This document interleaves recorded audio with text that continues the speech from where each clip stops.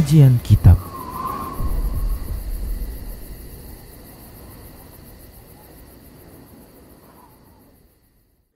Bismillah, Assalamualaikum warahmatullahi wabarakatuh.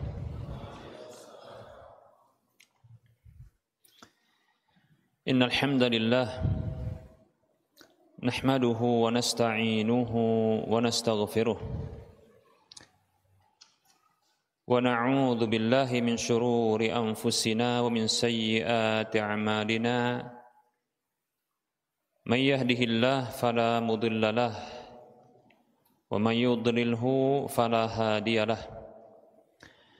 Wa ashhadu an la ilaha illallah wahdahu la syarika lah. Wa ashhadu anna Muhammadan abduhu wa rasuluhu sallallahu alaihi wasallam. Qala Allah tabaraka wa ta'ala, ya ayyuhalladzina amanu taqullaha haqqa tuqatih wa la tamutunna illa wa antum muslimun. Ya ayyuhan nasu taqu rabbakumul ladzi khalaqakum min nafsin wahidah wa khalaqa minha zawjaha wa bassa minhuma rijalan katsiran wa nisaa'a.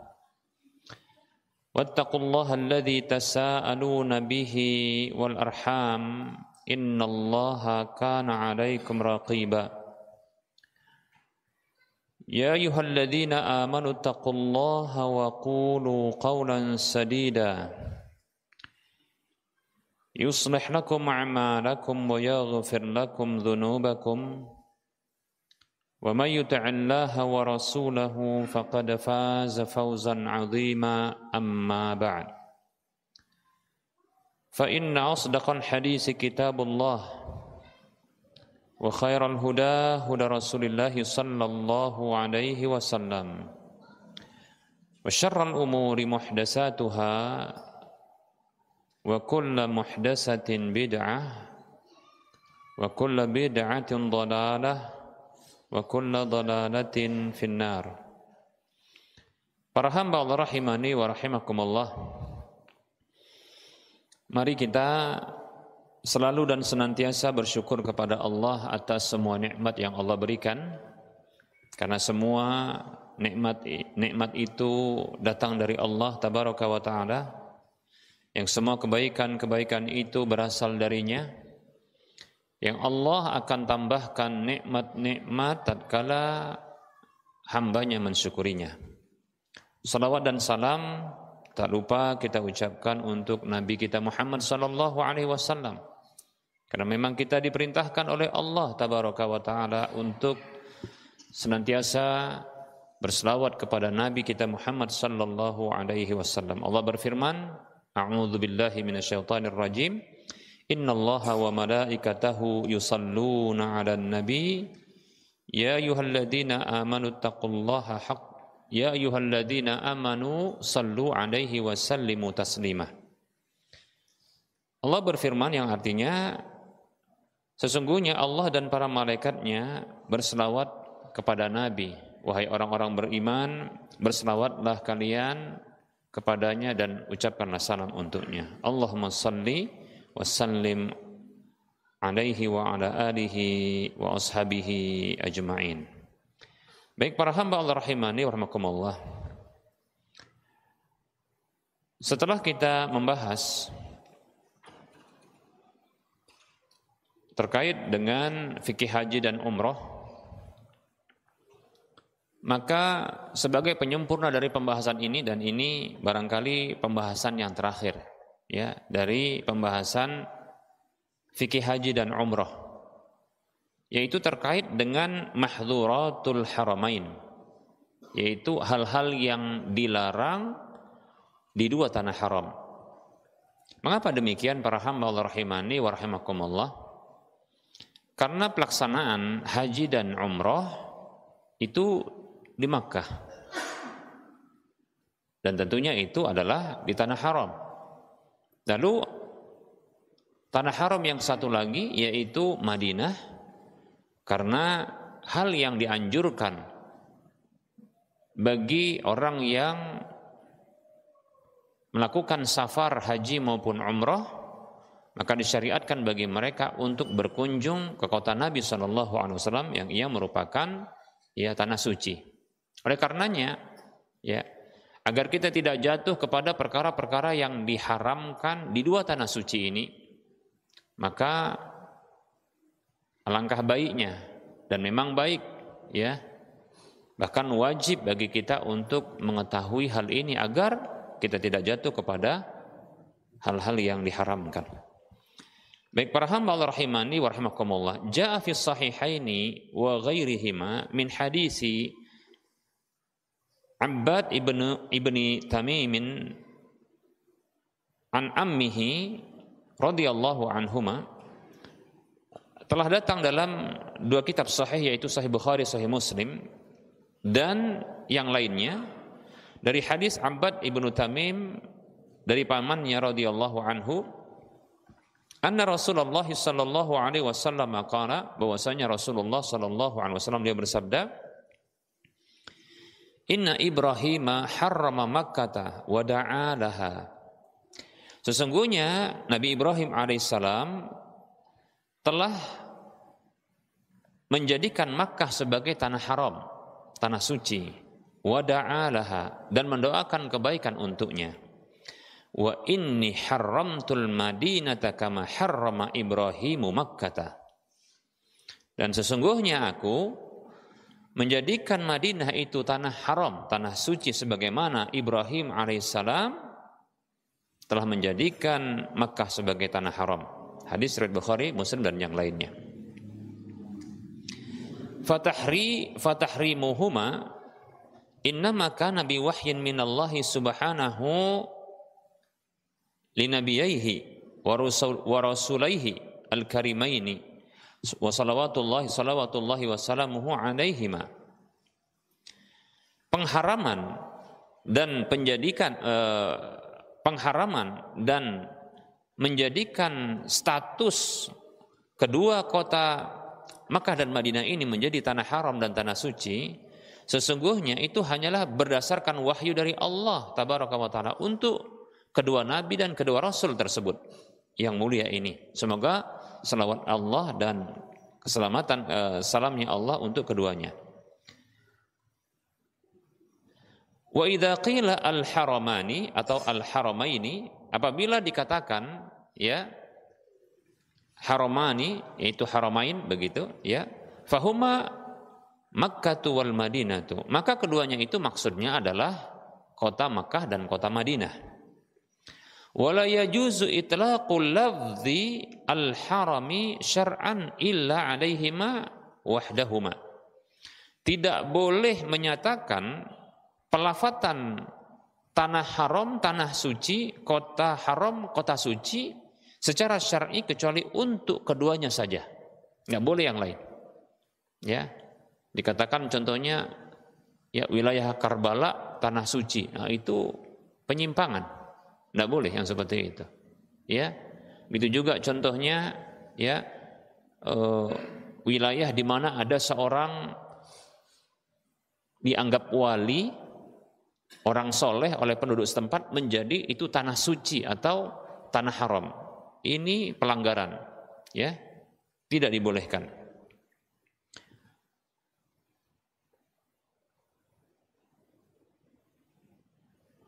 Wala yajuzu itlaqu lafdzil harami syar'an 'alal Masjidil Aqsa wala 'ala Masjid Ibrahim al-Khalili. Tidak boleh menyatakan pelafalan atau penyebutan ya tanah suci atau wilayah yang suci, wilayah yang haram secara syar'i untuk Masjidil Aqsa. Begitu juga tidak boleh untuk Masjid Ibrahim Al-Khalil. Gelar dari Nabi Ibrahim adalah Al-Khalil. Tidak boleh. Ya. Walaupun Nabi Ibrahim alaihissalam beliaulah yang mendoakan ya Makkah itu sebagai tanah suci. Tapi tidak bisa masjidnya Ibrahim, Nabi Ibrahim itu dianggap sebagai wilayah kota suci atau tanah suci. Demikian. Begitu juga Masjidil Haram yang kita tahu dalam hadis ya bahwasanya Masjidil Haram, Masjidil Aqsa, bila kita sholat di dalamnya, ya, di Masjidil Aqsa itu lebih baik daripada 500 kali sholat, ya, di masjid yang lainnya. Wa salatun fi Masjidil Aqsa khairun wa afdalu min 500 salatin fi ma siwahuma, atau kama qala sallallahu alaihi wasallam. Sebuah salat di Masjidil Aqsa itu lebih afdal, lebih baik daripada salat, lebih baik dari 500 kali salat di masjid yang lainnya. 500 kali, ya, luar biasa. Tapi tidak lantas menjadi Masjidil Aqsa sebagai tanah suci, karena memang tidak ada dalilnya, tidak ada wahyu untuk hal tersebut. Nah, boleh kita katakan, walaupun, ya, dalam Al-Quran Allah Subhanahu wa Ta'ala menjadikan wilayah, ya, wilayah di sekitar wilayah di sekitar Masjidil Aqsa itu sebagai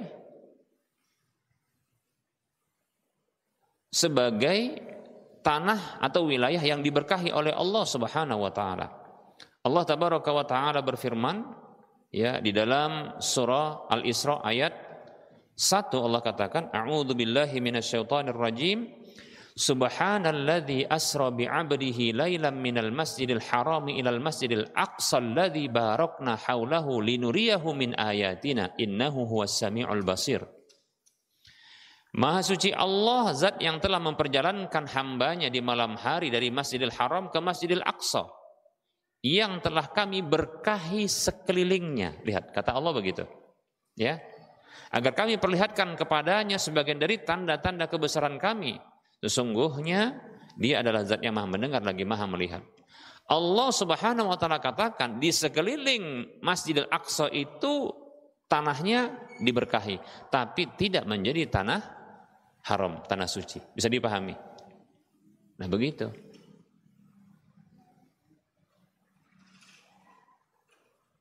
Tanah suci, tanah haram itu wilayahnya diberkahi, tapi tidak setiap yang diberkahi wilayahnya itu menjadi tanah haram. Bisa dipahami begini? Nah, begitu. Para hamba Allah rahimani wa rahimakumullah, satu wilayah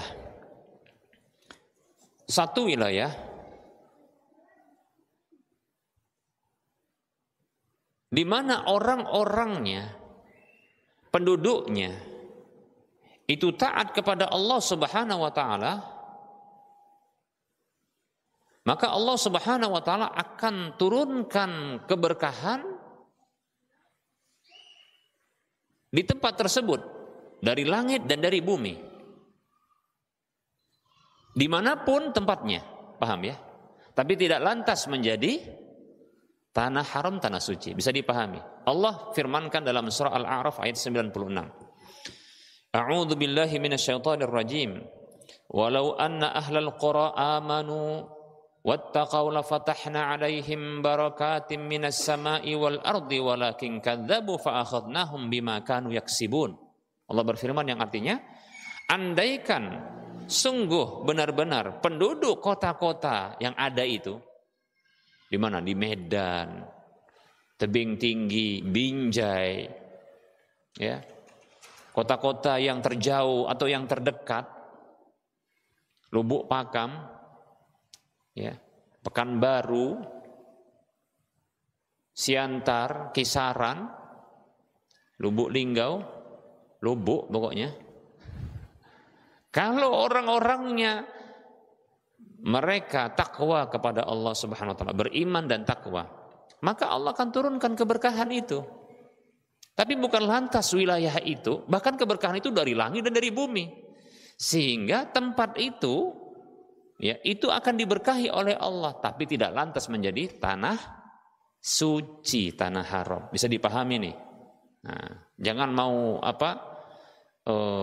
terkecoh dengan pendalilan model seperti itu. Bahwasanya wilayah yang diberkahi sama dengan tanah suci, nggak mesti. Ya, tidak mesti. Yang mesti itu begini, setiap tanah suci pasti diberkahi, dan tidak setiap tanah yang diberkahi, wilayah yang diberkahi itu menjadi tanah suci atau tanah haram.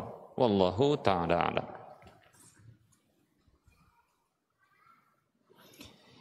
Idlam yusammi al-wahyu haraman illa Makkah wal Madinata. Karena wahyu dari Allah Subhanahu wa taala tidak menamakan sebuah tanah suci atau tanah haram kecuali untuk Mekah dan Madinah saja. Nah gitu. Maka jangan pinter-pinteran. Nah gitu ya.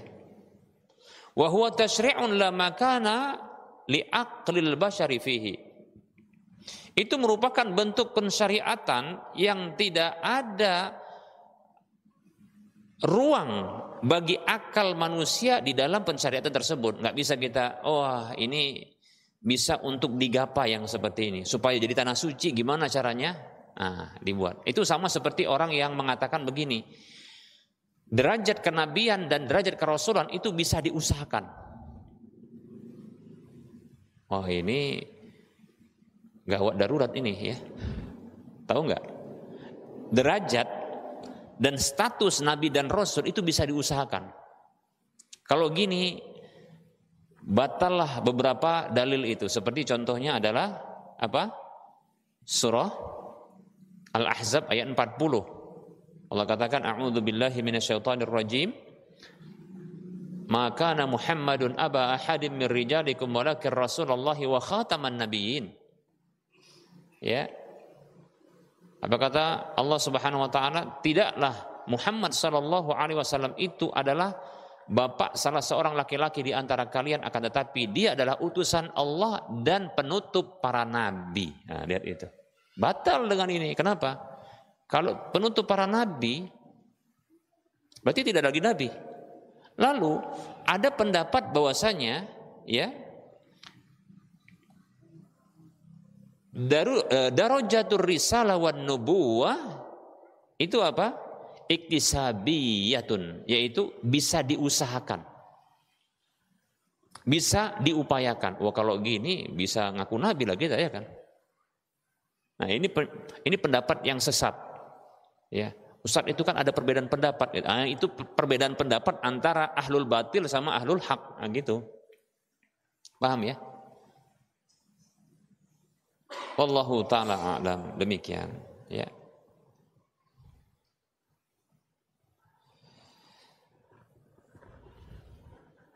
Wa yuhdaru fi ardil haramaini umurun la yajuzu fi'luha liman kana yahya fihima aw atahuma zairan lil hajj li hajjin aw li umratin aw li ghairi dzalika.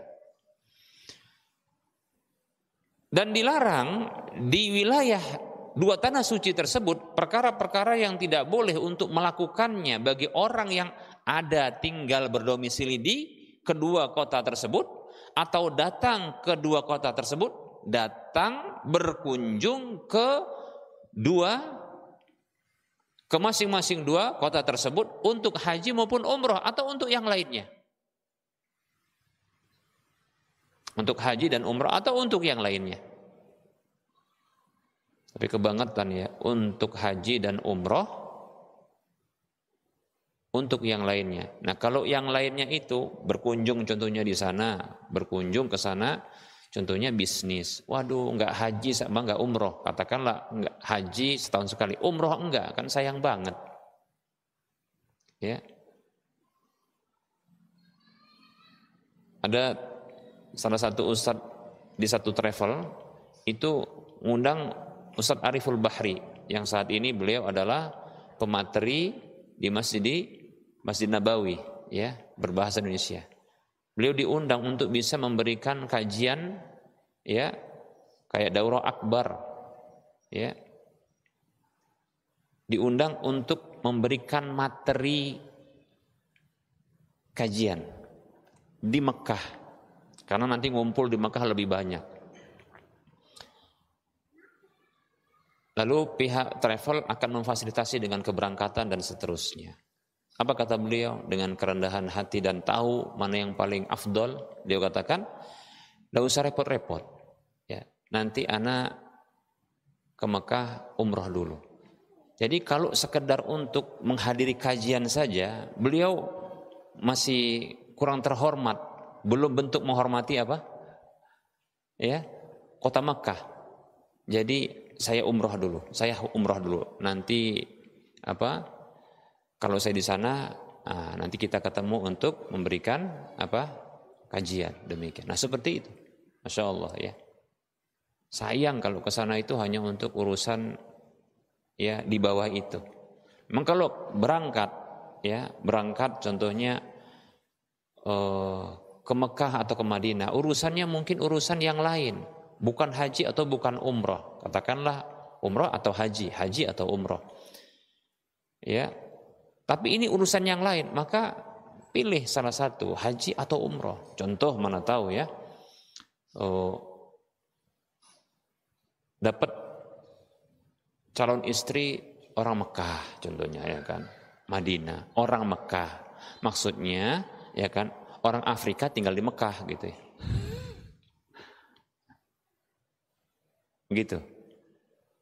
Gitu. Enggak ya. Diundang untuk ke sana gitu ya, terpilih untuk jadi suaminya gitu ya, masya Allah ya.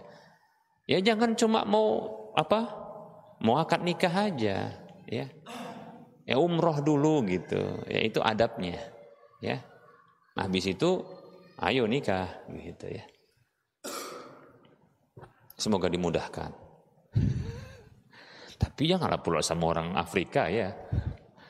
Baik para hamba Allah rahimani wa rahimakumullah.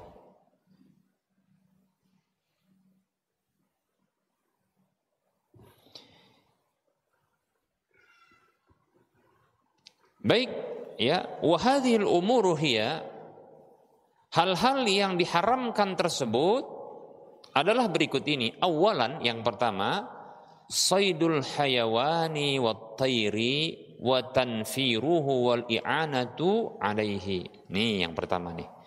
Memburu hewan. Hewan di sini adalah maksudnya hewan yang asli di sana. Asli di sana. Dan memang hewan buruan, ya, bukan dia hewan peliharaan. Kalau hewan peliharaan boleh di sana untuk disembelih contohnya. Ya contohnya apa disembelih di sana? Ya kita ketika hadiu, tahu hadiu ya, hewan-hewan hadiu ketika dalam kondisi ya tanggal 10 dari bulan Dzulhijjah, yaitu hewan-hewan disembelihin di sana. Tapi hewan yang mana? Hewan jina, dia paham ya. Atau contohnya hewan jina yang dipelihara tapi lepas sehingga harus diburu contohnya. Nah, diburu di sini adalah ya dibolehkan karena yang lepas bukan hewan buruan, bisa dipahami? Yang di sini adalah yang diburu hewan buruan yang dilarang, diharamkan. Wat-tayr begitu juga burung-burung dan rata-rata burung-burung ini adalah burung lepas. Artinya ini burung yang bukan diternak. Sehingga termasuk hal itu adalah burung merpati. Wa tanfiruhu, dilarang juga untuk membuatnya lari. Nah ini yang sering terjadi juga ini kita katakan. Ya kadang kayak baru sekali aja ke sana, tapi dimaklumi juga. Tapi butuh ini kita kasih edukasi, ya. Diedu dan dikasih gitu ya. Jadi diedukasi. Apa itu? Jangan ngejerin burung. Nah kadang kan gitu karena gila selfie, gila ya. Gila kali gitu ya. Ya gila selfie lah kita katakan. Ya dikit-dikit mau direkam gitu kan. Nah, itu dikejar itu apanya? Ya merpatinya. Nah, contohnya dengan istrinya. Ya kadang ya pakai cadar gitu ya. Nanti supaya apa? Nah, istrinya divideokan ngejarin apa? Burungnya pun berlarian, gitu. Terus apa lagi? Anaknya, ayo kejar nanti apa? Berlarian, gitu. Tanfir itu membuat lari hewan-hewan, paham ya? Tanfir itu tidak boleh, paham ya? Beda halnya kalau contohnya kita itu ngasih makan. dia terkejut, dia lari. Karena kita mau ngasih makan, boleh. Kalau mau ngasih makan bagus, tapi kalau sengaja buat lari tak bagus, tak boleh. Itu dilarang. Paham ya? Bisa dipahami? Ini banyak kejadian. Kadang pun sudah diingatkan, nah karena nengok burung itu banyaknya luar biasa. Ya.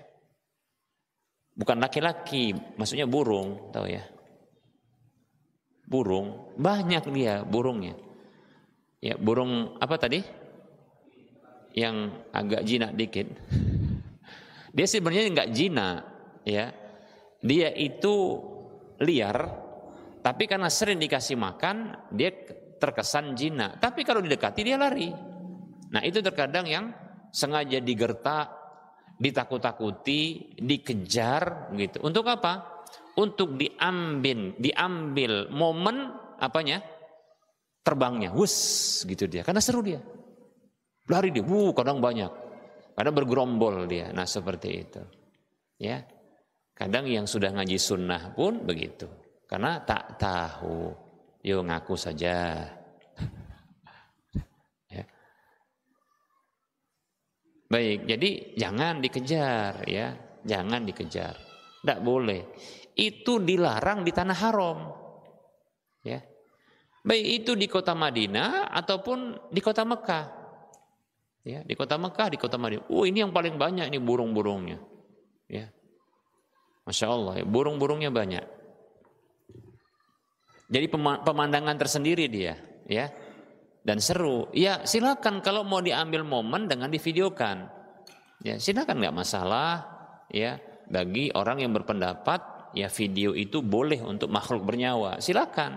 Tapi jangan diuber, jangan dikejar, jangan dikageti, begitu. Ya. Baik para hamba Allah rahimani wa rahmakumullah. Wal i'anatu alaihi, dan dilarang juga, termasuk yang dilarang adalah membantu untuk tadi menangkap, membantu untuk apa? Mengejar, membuat lari, ya. Sengaja ditangkap apa namanya, dikepung gitu kan ya. Supaya apa? Nanti ngumpul semua, nanti bingung burungnya atau hewan-hewan yang lain. Enggak boleh. Ya. Demikian para hamba Allah rahimani wa rahimakumullah. Kemudian sanian yang kedua adalah qat'un nabati wasyauki illa ma da'atil hajatu wad daruratu ilaihi. Yaitu memotong tumbuh-tumbuhan dan dahan-dahan yang menjorok keluar, yang agak runcing gitu ya. Duri-duri gitu ya, duri atau dahan yang agak runcing begitu ya. Kecuali ya apa yang memang dibutuhkan dan darurat. Contohnya, ini banyak orang lewat di sini. Kalau terlalu dia menjorok, ya, maka bisa melukai orang. Contohnya ada memang kasus orang terluka karena itu. Maka nggak boleh. Maka boleh. Aslinya tak boleh. Ya. Tapi ingat, ini adalah pohon-pohon yang asli tumbuh di sana. Tumbuhnya secara alami, bukan yang ditanam. Bisa dipahami? Kalau yang ditanam seperti bonsai, ya, tanaman-tanaman seperti contohnya kurma yang ditanam di situ, ya, maka ini boleh, nggak apa-apa, dipotong, ditebang, diganti, ya, boleh dia. Pokoknya kalau ditanam boleh dia apain, ya. Tapi kalau dialami tumbuhnya tak boleh, kecuali nanti pohon idkhir namanya. Pohon idkhir itu pun tujuannya adalah untuk terkait dengan maslahat tempat tinggal seperti rumah, untuk buat rumah. Idkhir. Pohon idkhir ini pohon yang baik itu pelepahnya, dahannya itu bisa digunakan untuk perkakas rumah. Ya. Mungkin kalau kita pohon apa yang kayak gini? Rumbia. Ada rumbia ya? Tahu? Untuk atap. Nah, kemudian kalau yang untuk apa? Kayu-kayunya gitu ya. Tapi kalau batang rumbia enggak bisa, tapi untuk atapnya sendiri rumbia gitu kan. Kalau kayu mungkin bisa pohon-pohon yang ada, nah begitu. Nah kalau asli tumbuh nggak boleh itu. Untuk itu kecuali idkhir tadi, idkhir itu boleh karena diberi pengecualian. Ya nanti insya Allah akan kita sebutkan dalilnya insya Allah taala. Tapi barangkali pada pertemuan yang akan datang. Ya. Salisan yang ketiga, hamlus silahi. Yang ketiga, membawa senjata. Senjata tajam. Enggak boleh bawa senjata tajam ya ke sana. Senjata tajam itu maksudnya yang terhunus, ya, terhunus atau memang dia tidak terhunus tapi memang itu untuk perang, enggak boleh. Senjata-senjata kecuali ya ini pun wallahu taala alam ya, para askar yaitu para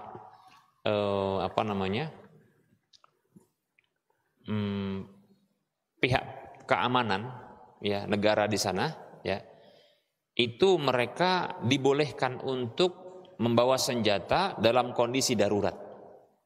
Contohnya mengamankan kondisi tersebut ketika contoh terjadi gejolak pemberontakan muncul di situ. Itu pernah terjadi tahun 79 ketika ada yang ngaku Imam Mahdi di situ. Nah, dengan terpaksa harus dilumpuhkan ya karena mereka berkomplot sehingga ya para askari di sana ya itu para polisi, pihak pengamanan itu harus membawa senjata untuk melumpuhkan mereka. Demikian. Aslinya nggak boleh. Ya, makanya kita tengok kan nggak ada yang bawa senjata kan? Polisi-polisi itu nggak ada bawa senjata. Tapi ketika dibutuhkan boleh, darurat boleh, demikian. Kemudian rabi'an yang keempat, iltiqatul luqatati fi harami Makkah lil haji, yaitu memungut barang temuan di tanah haram Makkah bagi jemaah haji ataupun umroh. Jadi kita kalau nemu barang itu jangan coba-coba ngambil, ya, jangan wah cocok, jangankan di tanah Makkah, ya, kita saja di sini, ya, itu tidak boleh sembarangan ngambil barang di jalanan, nggak boleh. Kalau diambil maka punya kewajiban untuk mengumumkan. Amma man kana muqiman fi Makkah iltaqataha wa 'arrafaha. Adapun orang yang tinggal di Mekah lalu dia memungutnya dan dia mengumumkannya, maka ini tidak mengapa. Wal farqu bainal haji wal muqimi zahirun fi dzalika. Perbedaan antara orang yang haji dan orang yang tinggal di sana maka itu tampak sekali dalam masalah tersebut. Sehingga ya kalau kita haji maupun umroh, pokoknya kita ihram di sana, udah usah ambil-ambil barang itu, udah usah, ya. Kecuali kalau contohnya kita mau ngambil, ini loh Pak, Bu, jatuh, gitu, ya. Langsung orangnya kita mau ngasih tahu itu barang dia. Tapi kalau kita tidak tahu siapanya, jangan coba-coba ambil. Jangan pula gitu, mumpung nggak ada orang, nah gitu. HP yang sering, ya kan, HP, apalagi dompet. Duit, nah gitu. Istri orang, ini nggak, jangan ya, sampai ya dipungut istri orang ya. Baik para hamba rahimani wa rahimakumullah. Nah ini barangkali ya pembahasan yang bisa kita sampaikan pada pertemuan kali ini. Insyaallah taala pada pertemuan yang akan datang kita akan sebutkan dalil-dalilnya ya. Insyaallahu ta'ala. Wallahu ta'ala alam, kita buka sesi soal jawab bagi yang mau bertanya dipersilahkan. Ya.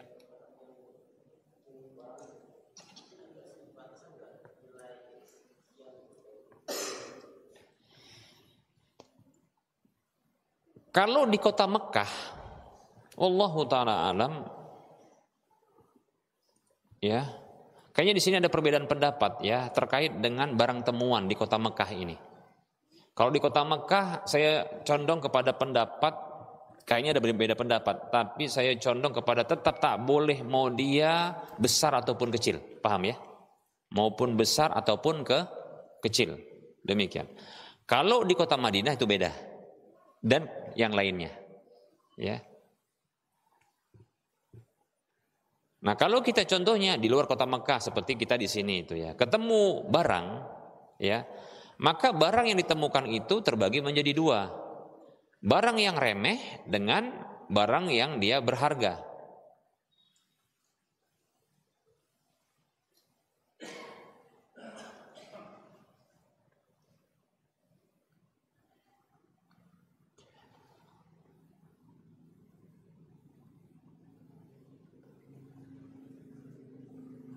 Kalau barang yang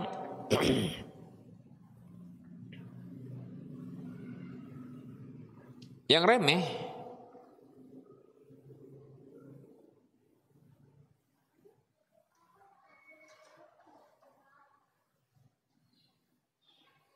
maka ini boleh untuk diambil tanpa minta izin pemiliknya,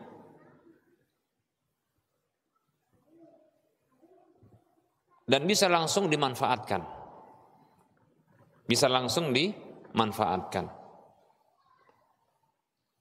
Baik para hamba Allah rahimani wa rahimakumullah. Nah, apa dalilnya terkait dengan barang yang remeh ini? Dan apa standar remehnya? Ya.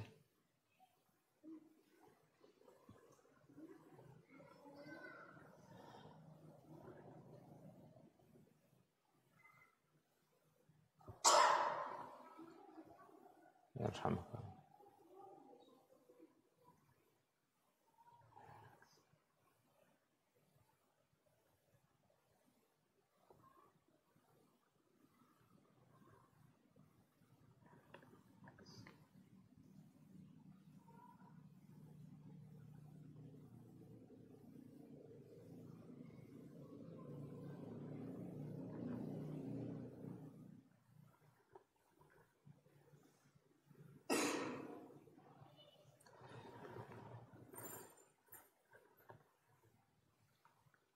Baik para hamba Allah rahimani wa rahimakumullah. Dalam hadis yang diriwayatkan oleh Imam Bukhari dalam kitab sahihnya dari sahabat Anas bin Malik radhiyallahu anhu, beliau mengatakan marran Nabi sallallahu alaihi wasallam bitamratin masqutatin. Nabi SAW pernah melewati satu biji kurma, bukan bijinya ya, kurmanya itu maksud jatuh dia. Masqutatin, yang jatuh.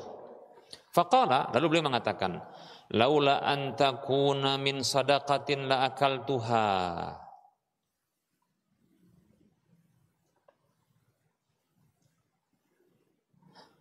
Apa kata Rasulullah SAW?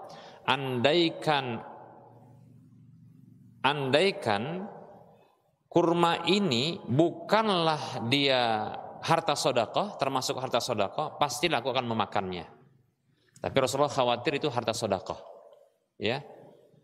Dalam riwayat yang lain mengatakan, laula anni akhafu an takuna sadaqatan la akaltuha. Andaikan aku tidak khawatir ini kurma ini itu termasuk sedekah, pastilah aku akan memakannya. Kenapa? Karena Rasulullah SAW nggak boleh makan harta sedekah. Paham ya? Karena kekhawatiran itu, maka beliau tidak jadi mengambilnya. Menunjukkan bahwasanya kita itu boleh untuk memakannya, karena kita boleh makan apa? Harta sedekah. Boleh. Bisa dipahami. Mungkin ada yang mengatakan, Ustadz itu kan punya orang lain, gitu kan? Kok boleh dimakan? Nah, disinilah disebut oleh para ulama dengan al-luqatatu al-yasirah, yaitu barang temuan yang dia remeh nilainya, yang ringan dia harganya. Satu kurma bagi orang yang memilikinya, apabila jatuh dari dia dan didapatkan berkurang, maka biasanya karena sedikit, maka dia akan merelakannya. Betul nggak? Contoh nih. Kalau kita nih, contoh nih ya, kita ini tadinya merasa bahwasanya kita bawa uang 1.000 atau 2.000. Sudah? Kemudian ketika kita parkir di satu tempat parkir gitu kan, lalu ada tukang parkir. Ya. Padahal tadi nggak nampak dia. Nggak nampak dia tadi, tiba-tiba muncul dia. Nah, ini bikin pala ya kan. Kemana tadi ya? Ya. Pala ya, kayak di sini juga ada yang pala sama tukang parkir kayak gini. Mending kalau dia pas tadi jagai terus ya kan. Nah, udah sedekah itu. Baik, kemudian apa? Ketika nyari, oh ini ada. Ya. Tengok tadi, di mana tadi kok ada 2.000 tadi kan? Kemana gitu? Atau pas 3.000 tadi, kemana ini kan? Ya, nggak ada pula ini. Yang ada apa? 5.000. Tadi padahal ini, gak teringat tadi. Oh, jangan-jangan pas tadi di sana tadi pas lagi ada bayar-bayar, mungkin beli sesuatu dia jatuh. Baru teringat tadi, pas tadi bayar ada di atas atau di mana tadi gitu kan. Nah, ketika kita tidak kembali ke tempat itu, lalu kita biarkan, paham nggak? Kenapa kalau kita biarkan? Karena cuma 2.000 atau 1.000. Jangan sampai seluruh tempat itu tahu nyari 2.000, malu-maluin aja pun, ya kan? Pakai jenggot, pakai apa? Malu-maluin aja. Pak nampak 2.000 tadi. Semua orang ditanyain gitu ya. 2 jam di situ nyari 2.000. Kayaknya nggak mungkin. Nah, ketika jatuh gitu kan tahu, oh kayaknya jatuh tadi di sana. Kira-kira dicari nggak? Kalau 50.000 nyari nggak? Oh nyari, ya kan? Tuh, berarti mahal, beda toh?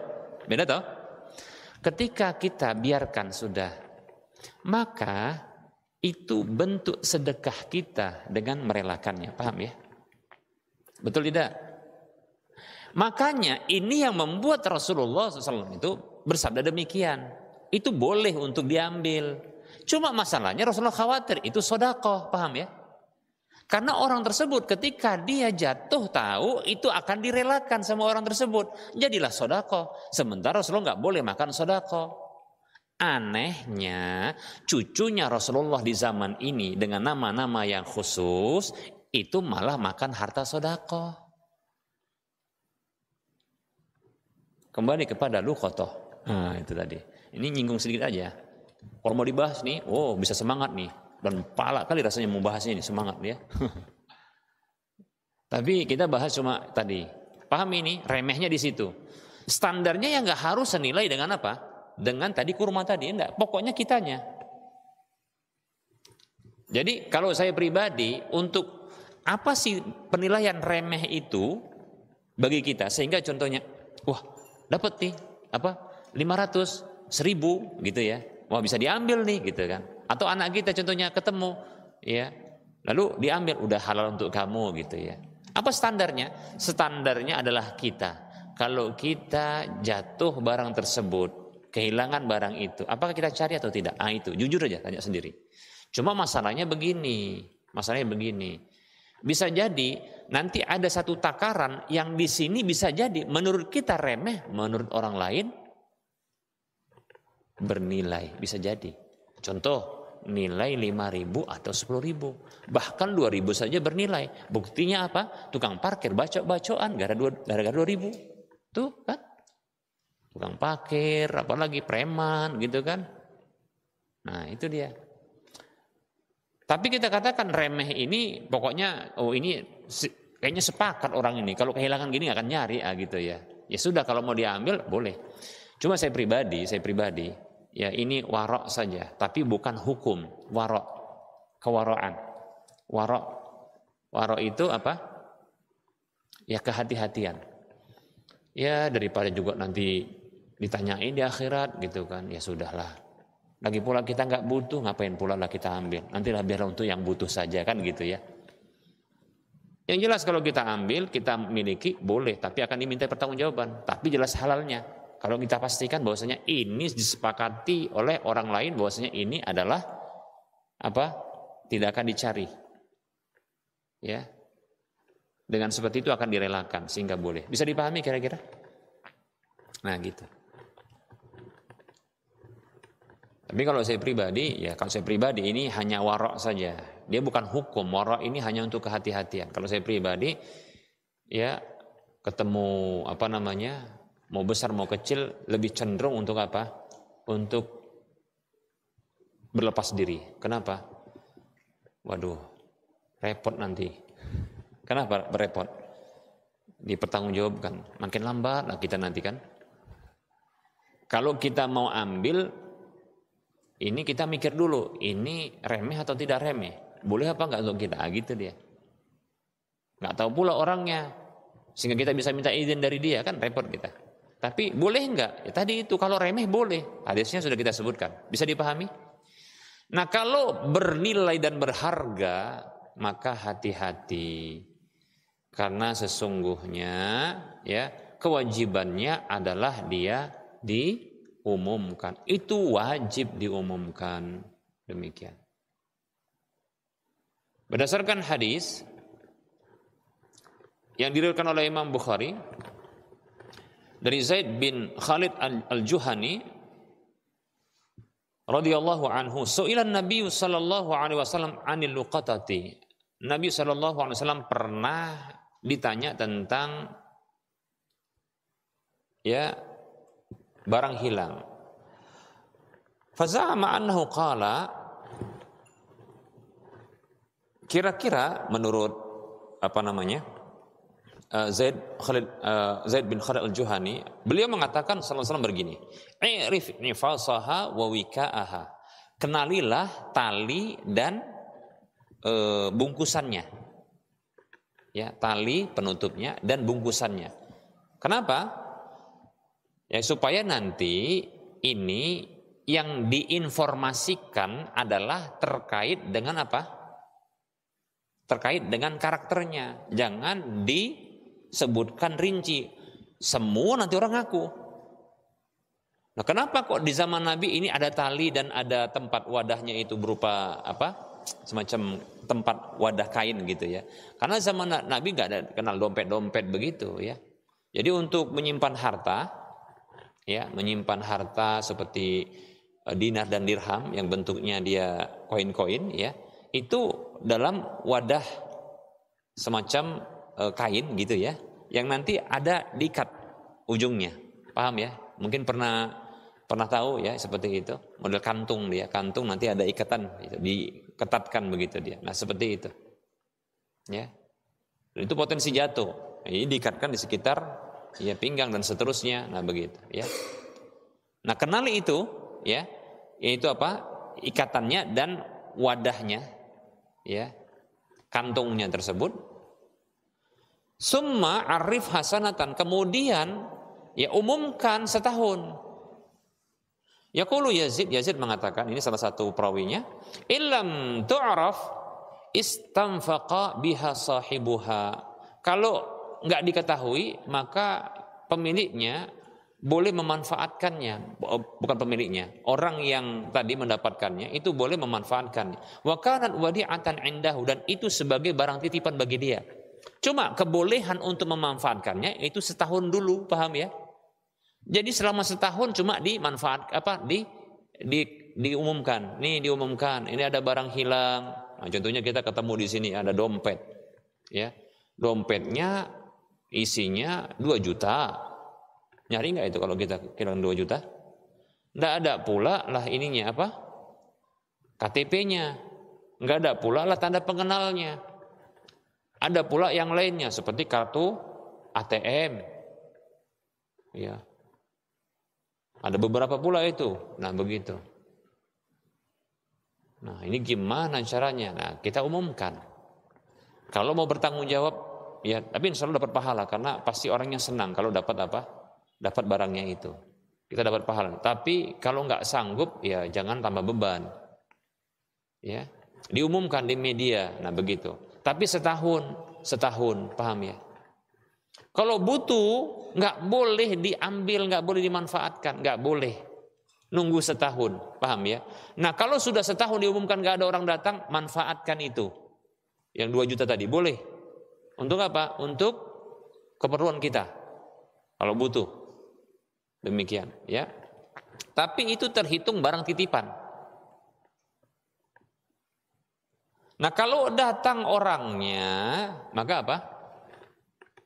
Baru diberikan.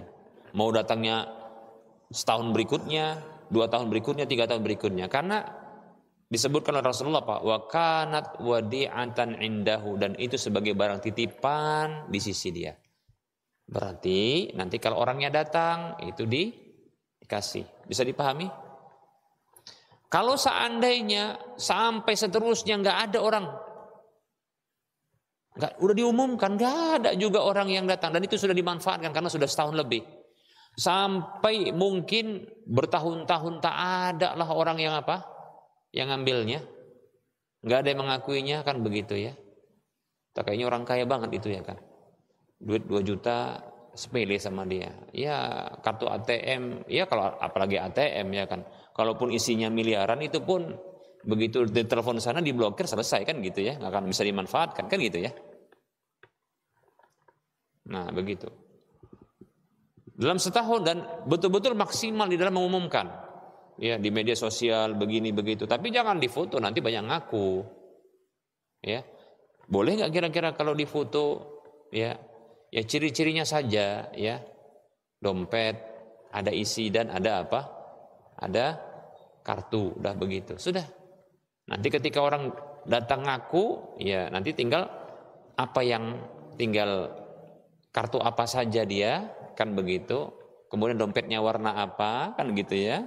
Kemudian apalagi uangnya berapa, nah gitu. Ya kalau dia mirip, contohnya disebutkan mungkin benar 2 tapi nanti 1 salah, contohnya apa? Contohnya uangnya sekitar sekian banyak, mungkin dia berkelompok gitu ya. Sampai nanti yang ngaku yang ke-10 itu benar 2 juta, tapi kartunya salah nyebutkannya. Kartunya ini contohnya. Nah, gitu ya. Salah, ya udah enggak usah terima. Atau warna dompetnya salah nyebutkannya, udah enggak usah. Nah gitu. Udah maksimal setahun, maka silakan manfaatkan. Tapi ingat, itu hanya barang titipan. Diperkenankan oleh Rasulullah SAW untuk memanfaatkannya setelah setahun, demikian. Kemudian kalau sudah sampai seterusnya, enggak juga ada yang ngambil sampai mati mungkin pun, ini pun orang sudah kayak ini. Maka apa kata Rasulullah SAW itu adalah harta dari harta-harta Allah berikan kepada siapa saja yang Allah kehendaki.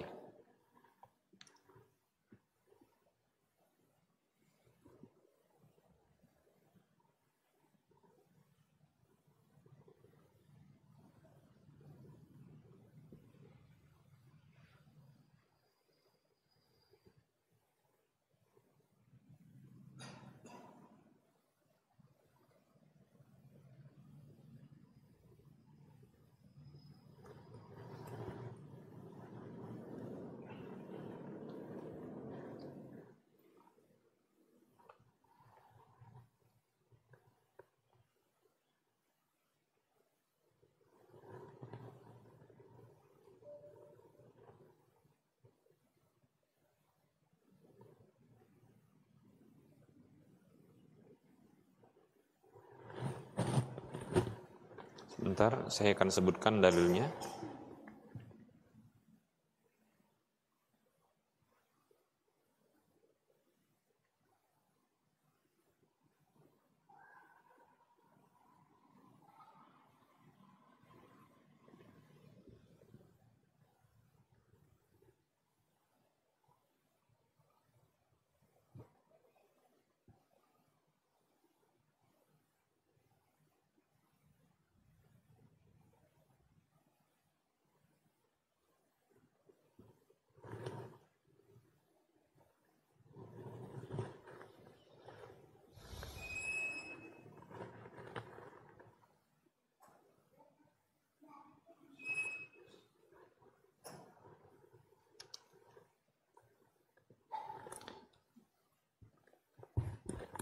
Nah, dalam hadis yang lain disebutkan fa in jaa talibuha yauman minad dahri fadfa'ha ilaihi. Kalau datang orang yang mencarinya di satu hari, ya, maka serahkan ya harta itu kepadanya. Demikian, ya.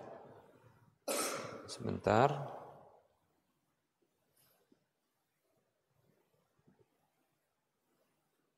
Tadi untuk menjelaskan apa yang kita sebutkan.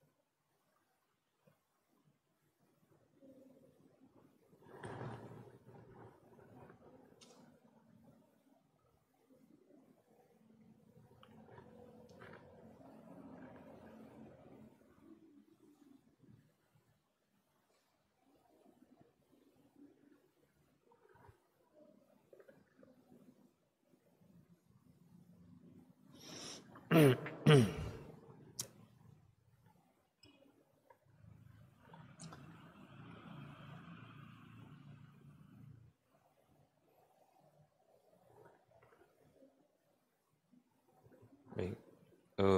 Saya tidak dapatkan hadisnya, mungkin saya lupa terkait dengan kalau luqatah tersebut didapatkan dengan nilai yang berharga, lalu sudah diumumkan dalam setahun, dan setelah itu dimanfaatkan dan tidak datang pemiliknya, ya, maka itu adalah harta dari harta Allah yang diberikan kepada siapa saja yang Dia kehendaki. Ini saya nggak dapatkan hadisnya, padahal dulu pernah saya baca, tapi makanya ini sedang mencari dan itu. Coba sebentar ya.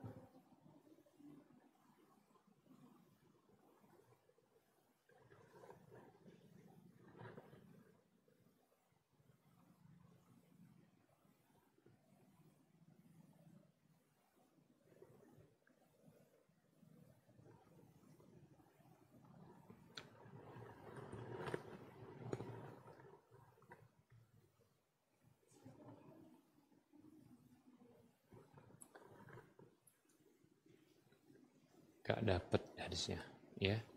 Jadi ana ini aja ya, ana tarik aja dulu pernyataan tersebut agar tidak bermasalah ya bagi saya pribadi dan kaum muslimin semuanya, ya.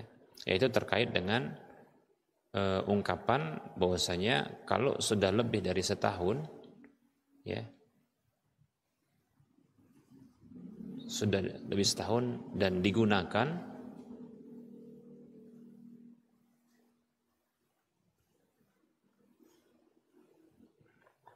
namun nggak ada yang mengklaimnya,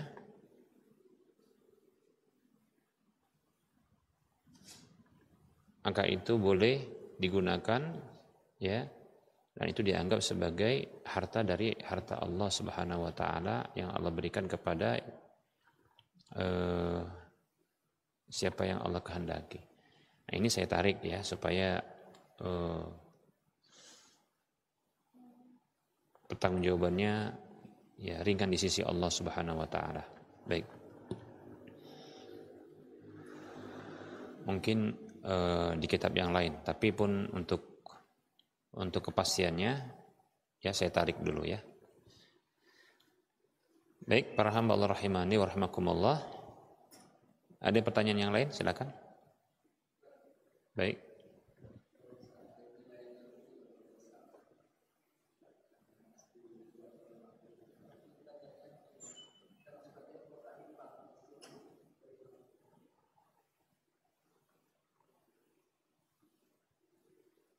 Apakah seperti ini dibolehkan, yaitu mendapatkan uang sekitar ya 1000 berapa? 10 atau 50.000. Yang jelas ini berharga lah gitu ya. Pokoknya berharga gitu ya. Ya kalau dia nggak berharga kan aman, karena memang kan boleh kan. Yang ringan tadi, remeh tadi nilainya. Kalau dia berharga itu bagaimana kalau kita ambil lalu kita infakkan? Maka yang seperti ini, wallahu ta'ala alam, kalau saya pribadi yang seperti ini menyalahi dalil. Dan orang tersebut bertanggung jawab. Tapi kan manfaat untuk akhirat. Iya, permasalahannya dia berinfak dengan harta yang bukan milik dia. Paham ya? Itu masalahnya. Pemiliknya tidak diketahui ya ikhlas atau rela dengan hal tersebut. Maka ini sebuah kesalahan.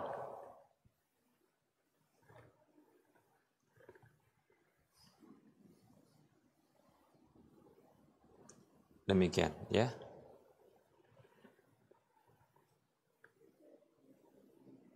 Kesalahan.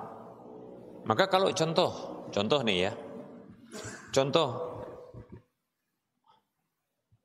orang ini mendapatkan katakanlah 200.000, lalu diambilnya di jalanan. Mungkin ketika keluar dari masjid ada 200.000 nih. Ini gimana ini orang ini ya? Kebetulan dia nggak kelihatan karena ada kertas yang nutupinnya. Dilihatnya kok begitu terkena angin tersingkap dia kertas itu. Oh ada uang. Ditengok kertasnya ya semacam ada tulisan. Begitu. Maka satu harian dia pegang, dia berpikir untuk diinfakkan di masjid, katakanlah seperti ini, masjid atau diinfakkan sudah. Lalu ternyata di satu hari besoknya, ya, ternyata ada orang yang datang. Dia bertanya, saya kemarin sholat di sini, Pak, tapi saya kehilangan jatuh duit. Duitnya itu 200.000 ya. Kemudian tepat di ada kertas tulisannya begini. Kebaca sama dia. Ini orangnya. Ya. Lalu dikatakan, "Pak, saya nemu, Pak, tapi saya masukkan ke situ." Kalau katanya, "Pak, saya butuh, kembalikan. Wajib balikkan." Terus yang masuk itu infak dari orang yang punya inisiatif tadi. Paham nggak? Wajib dikembalikan. Nggak ikhlas, nggak rela dia. Nggak rela dia untuk hal itu, kembalikan. Nggak boleh. Loh, sudah itu nggak bisa. Salah siapa diambil? Ya. Kalau mau tahan dulu. Dalilnya adalah diumumkan. Nah, gitu. Nah, kalaupun tadi kalau hadisnya kata Rasulullah apa? Wa kanat wadi'atan indahu. Ini menjadi barang apa? Barang titipan di sisi dia. Itu setelah setahun kalau dipakai. Nah, ini ya belum setahun sudah dipakai, tapi dipakai untuk sedekah. Paham ya? Nah, itu adalah inisiatif pribadinya, maka dia menanggung. Kembalikan. Karena memang kata Rasulullah itu barang titipan, kembalikan. Orangnya nggak ridho. Ah, kamu ini nggak ikhlas, nggak bisa dituduh begitu, orang dia butuh kok. Nggak bisa.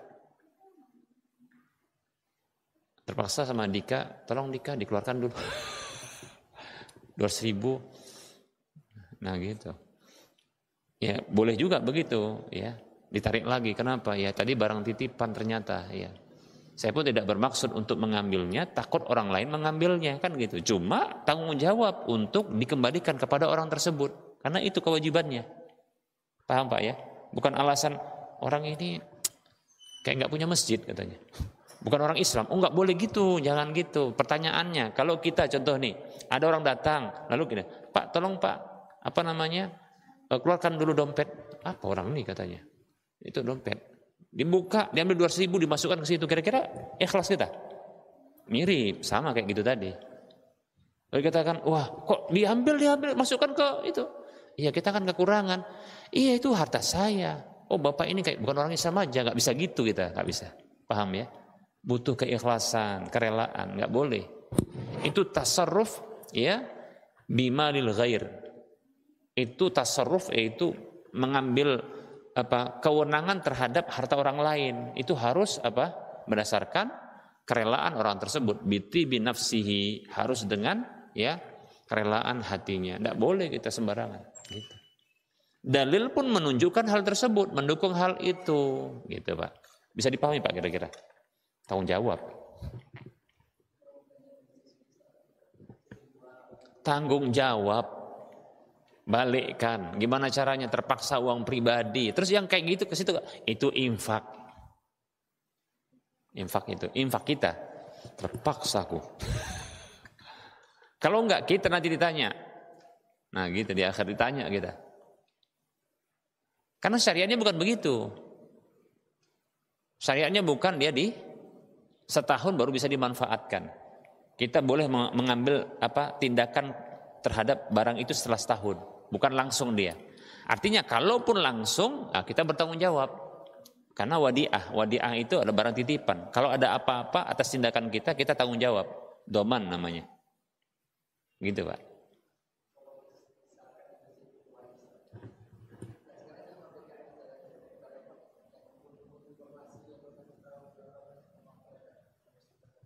Iya, kalau contohnya di sekitar masjid itu kan, ya sampaikan aja. Sebaiknya mungkin yang masjid-masjid seperti ini, mungkin dia membuat pengumuman di luar masjid, jangan dalam masjid. Contoh, ya disampaikan atau seperti contohnya kalau di Masjidil Haram itu ada di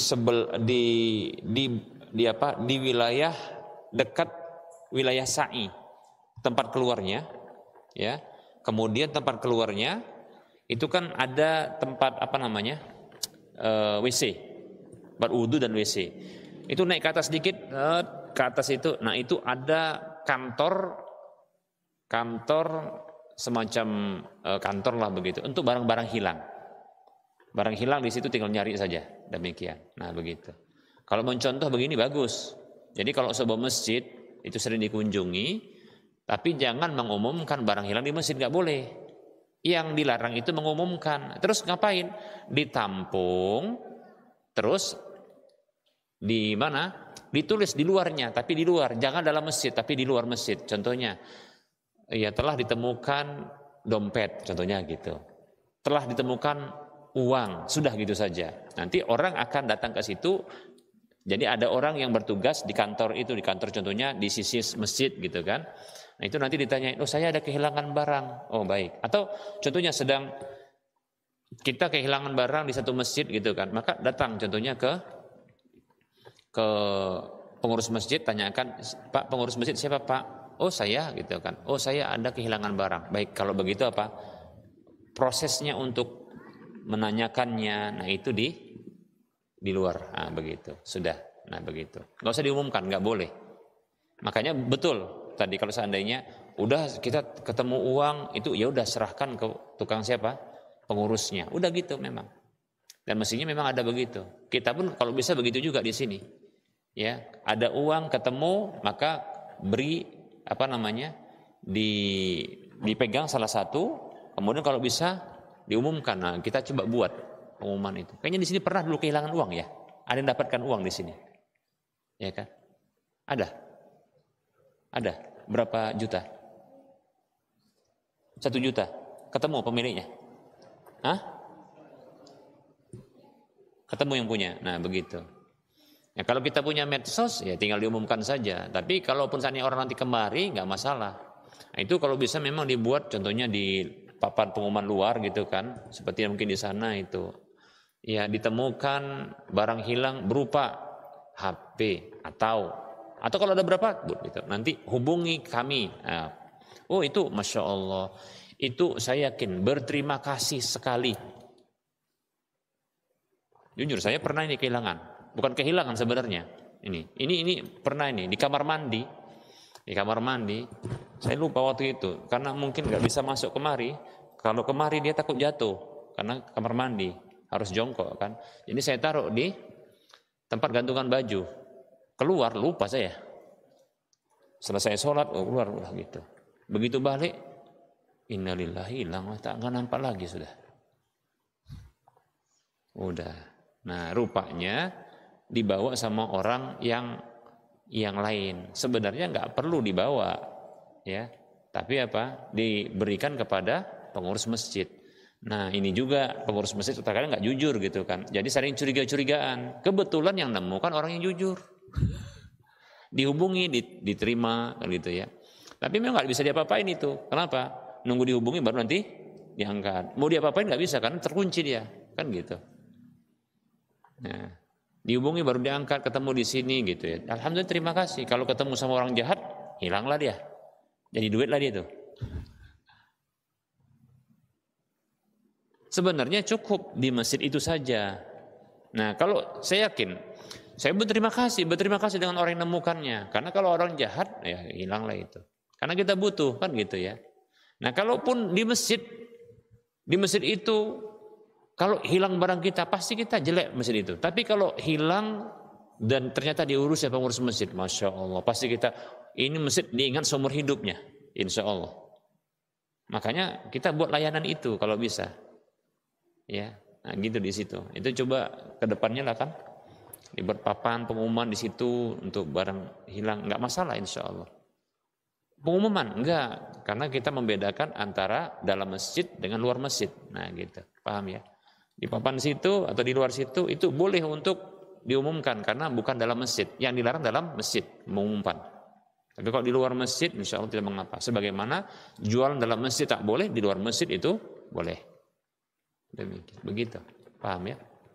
Bahkan hadisnya itu bergandengan terkait dengan larangan berjualan di dalam masjid, jual beli, kemudian mengumumkan barang hilang di dalam masjid. Nah seperti itu. Maka silakan di luar. Uang hilang, HP hilang, nah begitu ya. Didapatkan. Jadi kalau kita buat begitu, insya Allah luar biasa. Ya, bahkan ada tempat apa pengumumannya di situ. Bisa dihubungi ini gitu kan. Oh Masya Allah. Begitu nanti dihubungi ya kan, dapat pula uangnya dapat. Orang lain aja gitu, jangankan orang muslim, orang kafir kadang kalau dia ada barang hilang ditemukan orang dikembalikan, orang kadang mau kasih apresiasi kan, betul kan, dengan memberi. Kalau kita katakan oh enggak, ini termasuk apa ya, termasuk layanan masjid kita gitu kan. Oh saya yakin kotak infak itu dia larinya kotak infak. Saya yakin itu. Dia akan datang kotak infak isinya, udah gitu. Oke, kami ini layanan kami. Pasti gitu. Kalau bisa begitu ya. Demikian. Wallahu ta'ala a'lam. Baik, ini saja barangkali yang bisa kita sampaikan. Mohon maaf atas segala kekurangan. Kita insyaallah ketemu lagi di waktu kemudian. Wassallallahu ala Muhammad wa ala alihi wa ashabihi ajma'in. Subhanakallahumma wa bihamdika asyhadu an la ilaha illa anta astaghfiruka wa atubu ilaika walhamdulillahi rabbil alamin. Assalamualaikum warahmatullahi wabarakatuh.